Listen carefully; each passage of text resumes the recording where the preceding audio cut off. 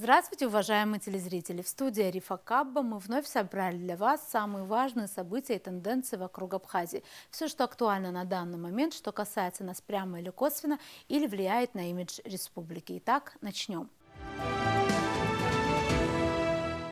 Одной из самых острых ситуаций на Южном Кавказе в последнее время стала блокада Нагорного Карабаха, осуществляемая путем перекрытия так называемого Лачинского коридора, единственной дороги, которая связывает эту территорию с остальным миром. Азербайджан официально признавает, что он осуществляет блокаду Нагорного Карабаха в течение 45 дней, отказывается, утверждая, что ничего такого там не происходит. И пока всякие конгрессмены и сенаторы разных стран, все влиятельные международные организации, включая Парламентскую ассамблею Совета Европы и Организацию по безопасности и сотрудничеству в Европе, призывают Азербайджан открыть дорогу, чтобы не разразилась гуманитарная катастрофа, в Баку утверждают, что нет никакой блокады.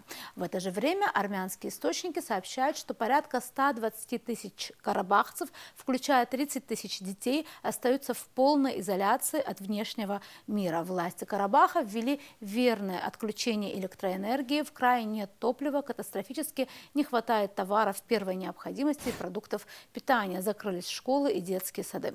По талонам на продукты на каждую душу теперь полагается 1 литр подсолнечного масла в месяц, а также по 1 килограмму сахара, гречки, макарон и риса. Если пронаблюдать настроение и публикации различных экспертов на данную тему, то можно понять, что в Армении сегодня очень многие, включая власти, считают, что российские миротворцы могли бы и должны были не допустить такой ситуации. Но в самом Карабахе настроения немного другие. Практически все понимают, что не будь здесь российских солдат, Азербайджан давно бы решил застаревшую проблему одним махом. Президент Азербайджана Ильхам Алиев на днях сказал, что дорога открыта для тех, кто не хочет быть гражданами Азербайджана. Они могут уехать на автомобилях или автобусах российских миротворцев, отметил он. По словам директора Института Кавказ Александра Искандеряна, Азербайджан сейчас хочет добиться 2 целей, и одна уже достигнута. Это создание контрольно-пропускного пункта на дороге. Политолог отмечает, что она не формализирована, но реально в Лачинском коридоре сейчас стоят люди, у которых нужно спрашивать, можно ли провести тех или иных людей и грузы. Вторая цель, по его мнению, Баку – мирный договор, где карабахский вопрос был бы прописан как внутренняя задача Азербайджана. Это шаг к выводу миротворцев, потому что если Карабах – это азербайджанское внутреннее дело, то зачем тут нужны миротворцы, сказал Искандерян в одном из своих последних интервью. При этом генеральной целью Азербайджана политолог называет Карабах без армян. В том, что Азербайджан хочет Нагорный Карабах без армян, мало кто в Карабахе и в Армении в целом сомневается. И это видно по многим действиям Азербайджана, считают армяне. К примеру, на территориях, которые Азербайджан занял в результате осенней войны 2020 года, не осталось армян, а их там до войны было 38 тысяч. Хочется отметить, что разные международные структуры реагируют на то, что происходит в Нагорном Карабахе, делают заявления и призывы, однако все они пока не возымели ровным счетом никакого эффекта. Европейский суд по правам человека обязал Азербайджан немедленно открыть дорогу. В Баку не отреагировали. Пришлось суду направить срочное уведомление Комитету министров Совета Европы для наблюдения за выполнением Азербайджаном своего решения от 21 декабря 2022 года о разблокировании Лачинского коридора. За этим, очевидно, последует возбуждение дела со стороны Комитета министров на Азербайджан. Надавят юристы-международники, уверены, что Алиеву придется открыть коридор, и ему не захочется портить отношения с Евросоюзом, уверены они. Специальную резолюцию принял на днях Европарламент. В ней также резко осудили незаконную блокаду Азербайджаном Лачинского коридора в нарушении трехстороннего заявления от 9 ноября 2020 года. Тогда, напомним, его подписали президенты России, Азербайджана и премьер-министр Армении. Европарламент не только призывает Азербайджан открыть дорогу, но и выражает обеспокоенность военными преступлениями и бесчеловечными отношениями азербайджанских военнослужащих к армянским военнопленным и гражданским лицам и призывает Баку освободить всех военнопленных. Европарламент подтверждает, что во все всеобъемлющем мирном договоре Азербайджан должен учитывать коренные причины конфликта, в том числе права и безопасность армянского населения, проживающего в Нагорном Карабахе, возвращение перемещенных лиц и беженцев в свои дома под контролем Управления Верховного комиссара ООН по делам беженцев, межрелигиозный диалог, защиту и сохранение культурного, религиозного и исторического наследия территориальной целостности. Европарламент также приветствовал размещение гражданской миссии ЕС по наблюдению вдоль международной границы Армении с Азербайджаном. Кстати, Совет Евросоюза уже учредил гражданскую миссию Европейского Союза в Армении в рамках общей политики безопасности и обороны. Цель миссии – содействие стабильности в приграничных районах Армении, укрепление доверия на местах и обеспечение условий, способствующих усилиям по нормализации отношений между Арменией и Азербайджаном при поддержке Евросоюза. Первоначальный мандат миссии составит 2 года, а оперативный штаб ее будет располагаться в Армении. Между тем, сегодня в Международном суде ООН начинаются судебные слушания между Арменией и Азербайджаном. Известно, что Ереван обратился в судебную инстанцию Всемирной организации за признанием дискриминационного отношения Азербайджана к Армении и возмещением причиненного в связи с этим ущерба. Армения подала запрос в Международный суд ООН 24 января. Какие доказательства были ею представлены в обосновании иска, не разглашаются официальными лицами страны. В тот же день Баку представил аналогичную жалобу на Армению, потребовав признать дискриминационное отношение к Азербайджану. Отметим, что Армения обратилась в Международный суд ООН по делу, касающемуся толкования и применения Международной конвенции по ликвидации всех форм расовой дискриминации 1965 года в Азербайджане. О том, что происходит в регионе, какие перспективы развития событий и что может повлиять на разрешение ситуации, мы поговорим с политологом Николаем Трапш. Здравствуйте, Николай, рада вас видеть. Здравствуйте, Аифа, я тоже очень рад вас видеть. Николай, сегодня наша тема посвящена в основном тем, что происходит, такое, скажем, событие главное для Южного Кавказа, одно из главных, это вот то, что происходит вокруг Нагорного Карабаха, его блокада, которая, как говорят, продолжается более 45 дней. Вот интересно знать, вот есть разные мнения, вот также я приводила вот в передаче разные мнения экспертов на этот счет, но все-таки почему это создается, действительно, потому что Азербайджан, например, отрицает, что вообще существует эта блокада. Вот ваш взгляд на эту ситуацию. Ну, мы с вами прекрасно знаем, что здесь политика умолчания, она тоже может иметь место быть. Когда Абхазия находилась в состоянии блокады, все отрицали, что это блокада. И Грузия, и некоторые должностные лица тогдашней Российской Федерации. Поэтому ничего удивительного в поведении Азербайджана нет.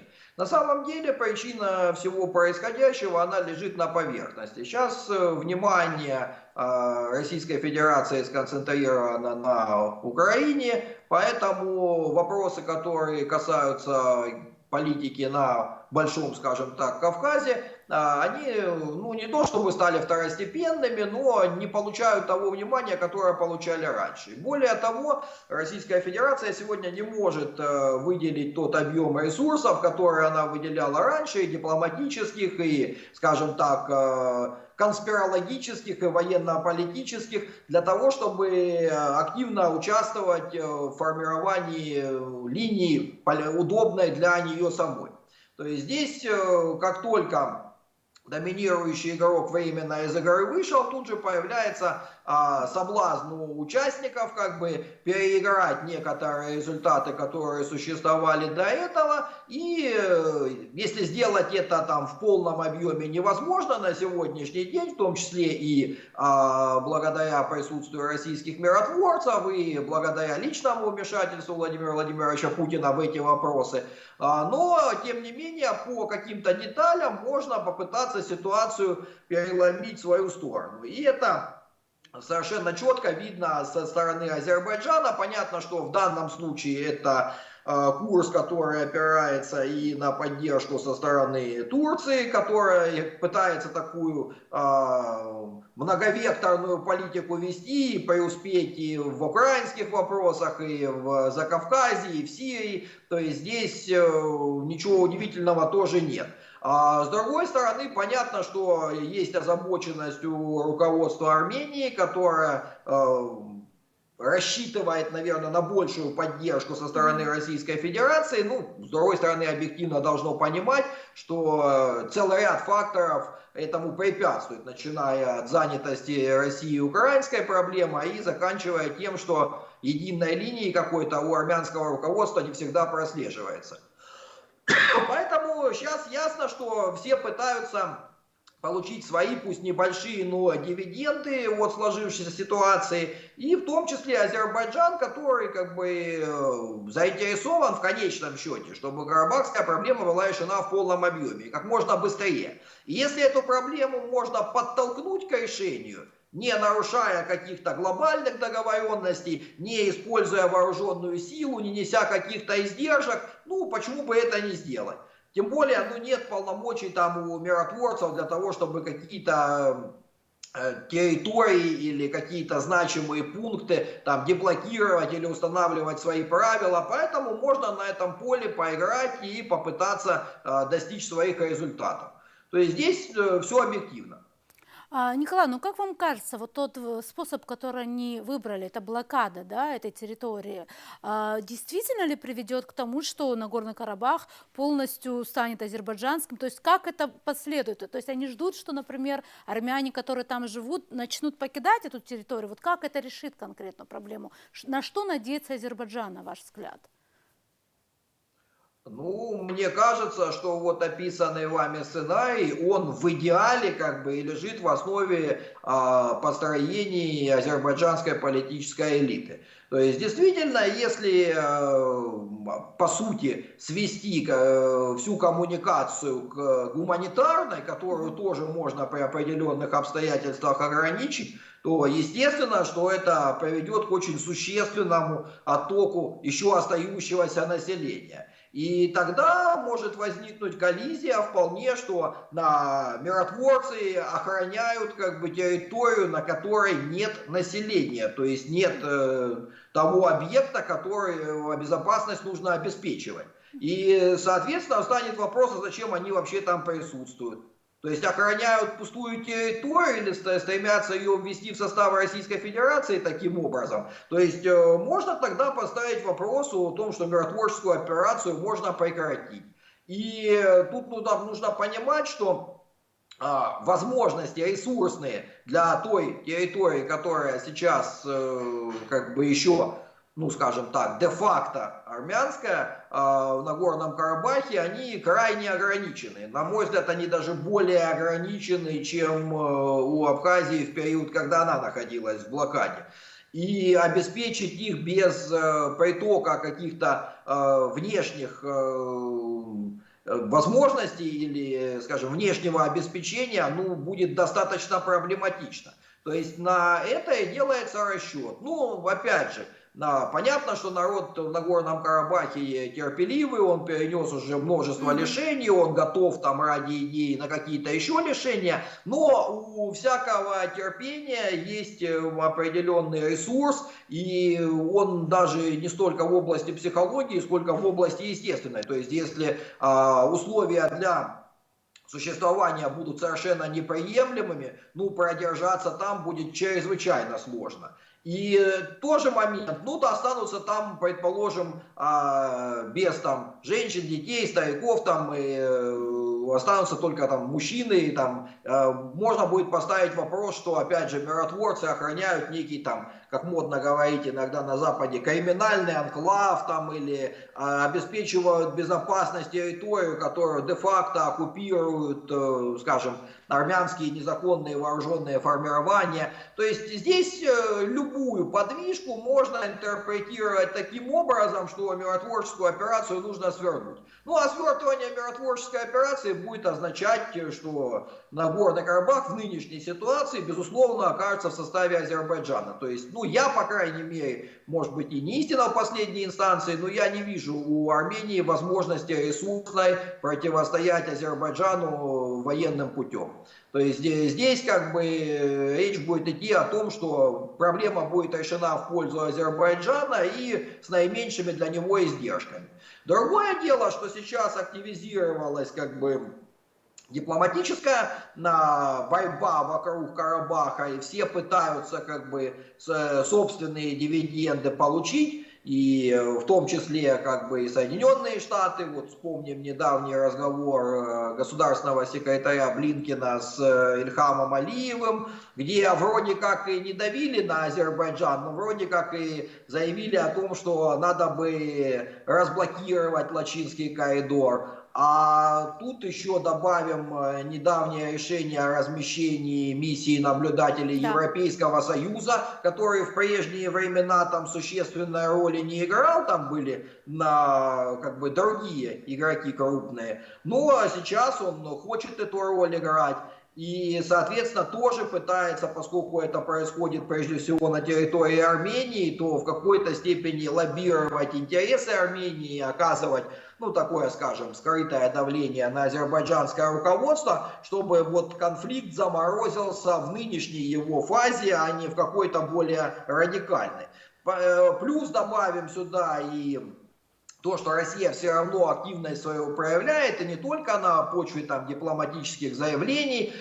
Если мы обратим внимание вот на последнюю пресс-конференцию Марии Захаровой, то мы увидим, что она очень тщательно и дипломатично обходила такие острые вопросы, связанные с Карабахом, чтобы не было впечатления, что она поддерживает какую-то одну из сторон. Потому что у нас, ну, скажем так, в российском экспертном пространстве нередки случаи, когда вот даже на основании этой очень такой толерантной, я бы сказал, пресс-конференции, некоторые высказываются, что вот где Россия перешла на сторону Азербайджана и сдала Армению. Другие говорят наоборот, что Россия пытается там укрепиться всеми правильными и неправильными способами. Поэтому идет большая как бы дипломатическая игра, и здесь ну, совершенно не очевидно, что вот этот сценарий, который в общем-то вполне здраво был прописан в Баку, он будет реализован в полном объеме.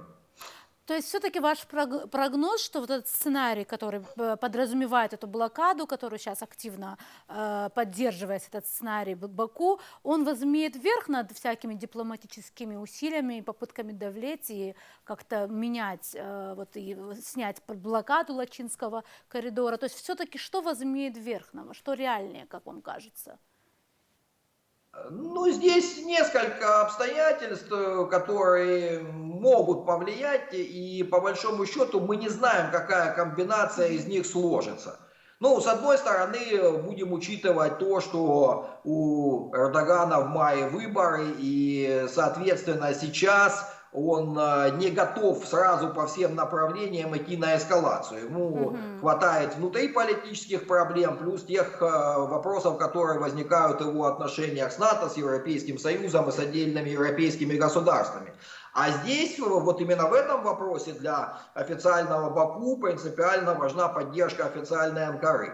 С другой стороны, мы как бы пока не знаем, насколько в полном объеме задействованы дипломатические и иные ресурсы российского руководства, которые работают по этому сценарию.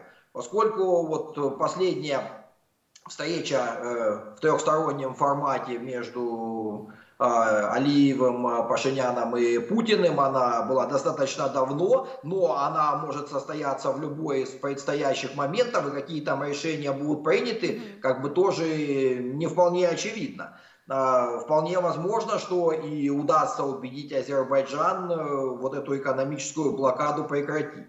Опять же, мы не можем представить, до какой степени как бы вот это решение устраивает Соединенные Штаты и европейских игроков. То ли они просто хотят сохранить лицо и в глазах Армении, и в глазах Азербайджана и тихо, так сказать, дать конфликту решиться так, как оно может решиться, то ли они будут предпринимать какие-то усилия и, скажем, либо поддавливать официальный Баку для того, чтобы тот блокаду снял или смягчил, либо поддавливать, наоборот, официальный Ереван, обещая какие-то преференции, если он поддастся той линии, на которую его Азербайджан подталкивает. Но другой вопрос, что вот в последнем случае это будет достаточно трудно сделать, поскольку действующее армянское руководство и так очень сильно внутри страны страдает от издержек предыдущих неудач в этом вопросе. То есть еще одной такой неудачи могут и не простить армянские избиратели, и поэтому тут возможности для маневра достаточно ограничены. Поэтому мы не знаем, какая комбинация факторов сработает. То есть пока еще недостаточно большой период времени прошел для того, чтобы это как бы экономическое препятствие начало иметь политическое действие на полную мощь.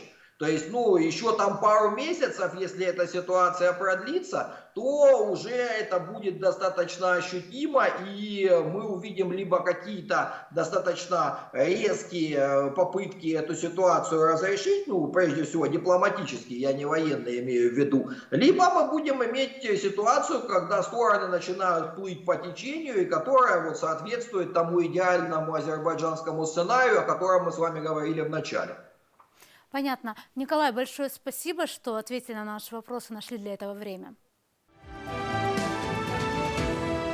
На этом сегодня все. Мы будем продолжать держать руку на пульсе событий. До новых встреч в эфире.